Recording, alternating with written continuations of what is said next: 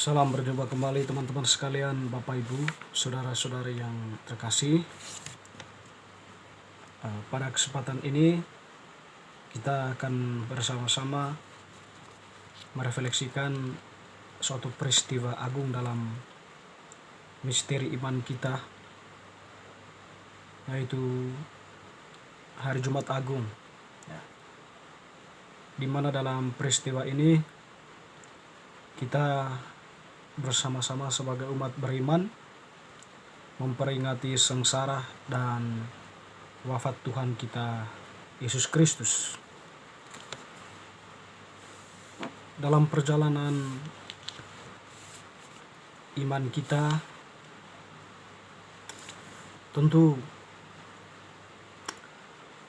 bukanlah hal yang mudah ya, karena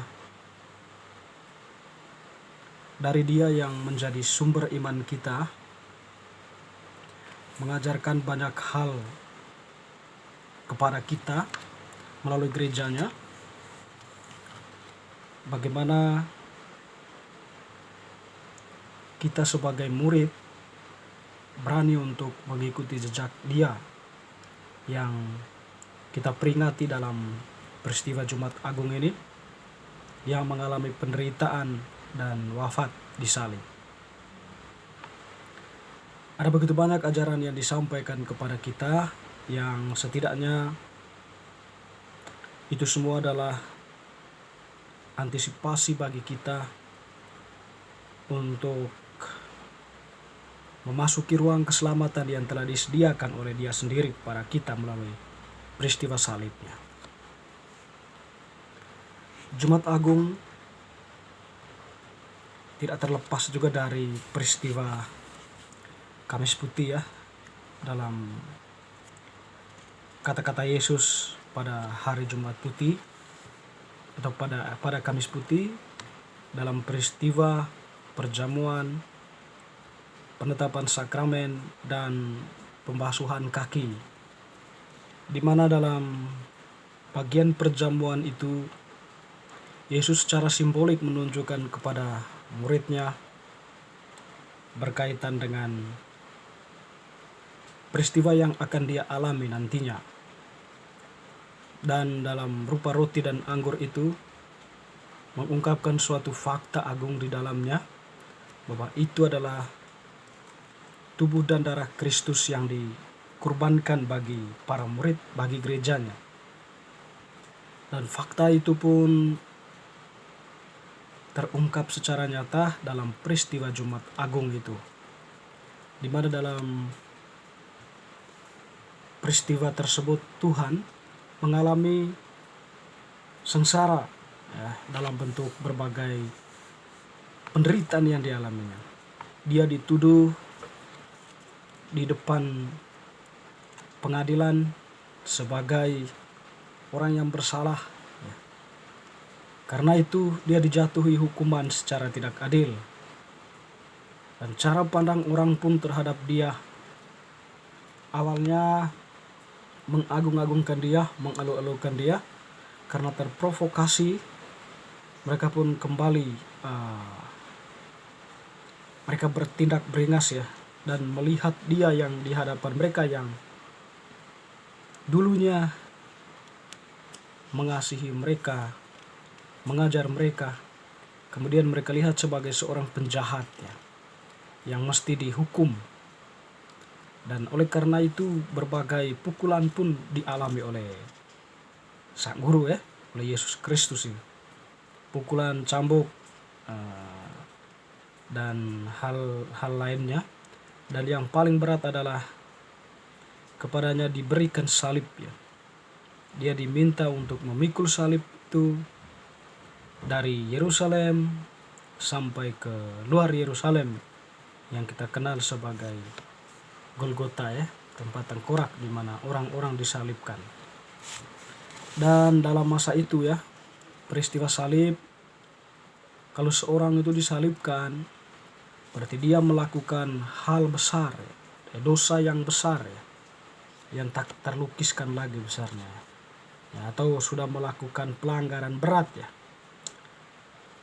atau yaitu suatu bentuk hukuman terakhir yang diberikan kepada orang tersebut, hukuman mati boleh juga, hukuman salib istilahnya dulu ya. Dan Yesus pun seolah-olah dikategorikan seperti itu ya. Jadi pada awalnya Yesus menuduh mereka sebagai penjahat, lalu diberikan hukuman tidak adil, dan dia pun mengalami hukuman salib itu ya. Dia memikul salibnya sendiri dan dia disalibkan. Di situ Yesus seolah-olah menjadi seorang penjahat besar ya, yang sudah melakukan pemberontakan, sudah melakukan hal-hal lain yang setidaknya itu merusak tatanan-tatanan sosial dalam kehidupan mereka pada waktu itu. Tapi itu semua suatu bentuk ekspresi kebencian manusia yang dikuasai oleh ruang kejahatannya, atau yang dikuasai oleh ruang kegelapan, di mana batin manusia, hati manusia, pikiran manusia tidak mampu melihat secara lebih dalam apa sebenarnya yang terjadi ya. Karena mereka tadi didorong oleh sebuah kebencian, ada sebuah ambisi, ada sebuah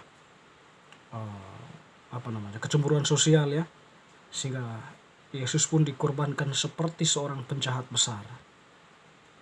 Dan pada akhirnya pun Tuhan itu harus wafat di salib.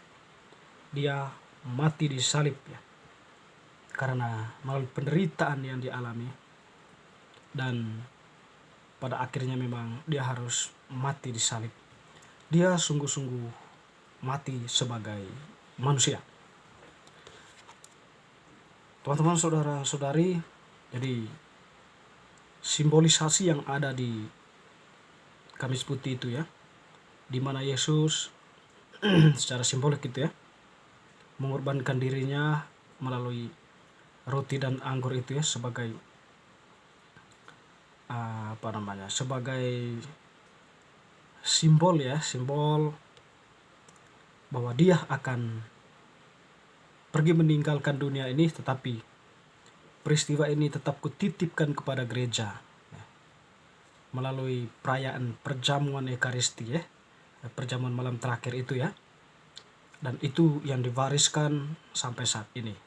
Dan roti dan anggur yang dipakai Yesus itu pun tetap diwariskan kepada gereja dan dilaksanakan sampai saat ini, di mana di dalam doa syukur agung itu dikonsekrasi ya, dalam doa konsekrasi roti dan anggur itu mengalami transubstansi menjadi tubuh dan darah Kristus. Itu artinya bahwa dalam perayaan Ekaristi gereja memperingati atau menghadirkan kembali peristiwa Tuhan yang menderita ya, dan tentu juga di situ ada peristiwa cinta ya, di mana dia senantiasa mengundang manusia ya untuk bersama-sama mengikuti perjamuan kudus itu, sebab dia sungguh-sungguh hadir dalam peristiwa Ekaristi. Teman-teman, saudara-saudari, peristiwa sengsara dan wafat Tuhan ini tidak berarti berakhirlah sudah ya iman kita, berakhirlah sudah Yesus itu. Tidak, tetapi ini adalah bagian dari cara Allah ya, memperlihatkan kepada manusia bagaimana Allah itu sungguh-sungguh mengasihi manusia dalam kepenuhannya, tidak setengah-setengah. Dia rela mengorbankan dirinya demi sahabatnya, mengorbankan nyawanya demi sahabatnya, demi manusia. Jadi setiap orang yang percaya kepadanya, jalan penderitaan ini harus dilalui. Artinya beriman kepada Kristus, tidak menyangkal peristiwa sengsara ini.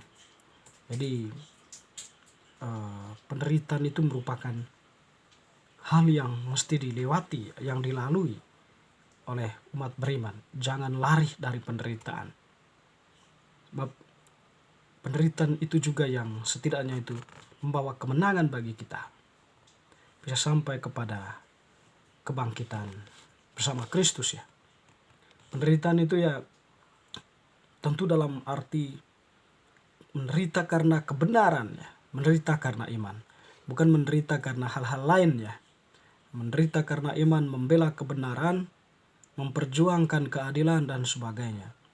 Seperti contohnya para santo santa itu ya, di mana mereka berani mengorbankan dirinya demi iman mereka, demi kebenaran yang mereka yakini itu. Jadi teman-teman saudara-saudari, semoga peristiwa Jumat Agung ini semakin menghantar kita pada kedalaman iman kita akan kesadaran Tuhan yang mengasihi kita dalam kepenuhannya, tidak setengah-setengah. Dan kita pun diajak tentunya untuk mengasihi Tuhan dan sesama, dan tentunya juga beriman teguh kepadanya. Amin.